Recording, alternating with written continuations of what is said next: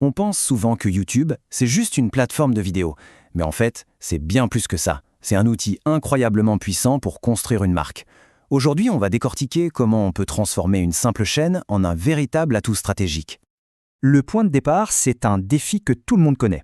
Dans le monde actuel, saturé d'infos, comment une marque peut-elle vraiment se démarquer? Comment créer un lien, une connexion qui soit authentique? Eh bien, face à ce défi, il y a une plateforme qui sort du lot par son dynamisme. Cette solution, c'est bien sûr YouTube. Et son rôle est souvent très sous-estimé. Ok, alors la première chose, la plus évidente, c'est que YouTube sert de vitrine. Mais attention, pas n'importe laquelle. On parle d'une vitrine vivante, dynamique, qui peut présenter une marque comme aucun autre support ne peut le faire.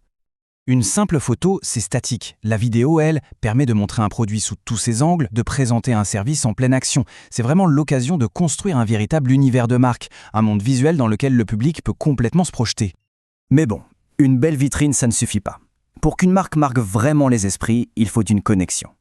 Et c'est là que YouTube révèle son deuxième super pouvoir, celui d'humaniser et d'éduquer. Au cœur de toute la stratégie, il y a cette idée, simple mais absolument fondamentale. Il faut réussir à humaniser la marque. Mais ça veut dire quoi au juste, humaniser? C'est lui donner une personnalité, une voix. C'est transformer une entreprise qui peut paraître un peu anonyme en un partenaire de confiance. En gros, on passe de la simple transaction à une vraie relation. Et le processus, il est hyper logique et puissant. Tout commence par la connexion humaine, ensuite en éduquant, en apportant de l'information utile, la marque donne une valeur concrète.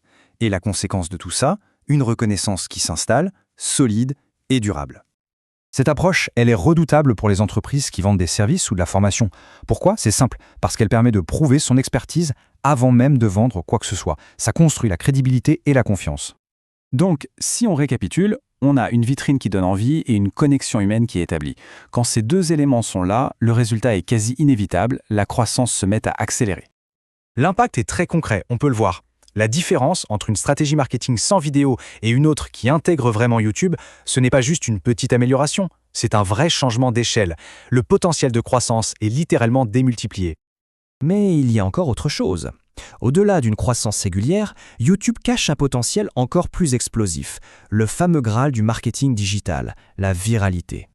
C'est la promesse ultime de la plateforme. Un contenu qui est bien pensé, qui touche juste, ça peut vite, très vite, devenir viral.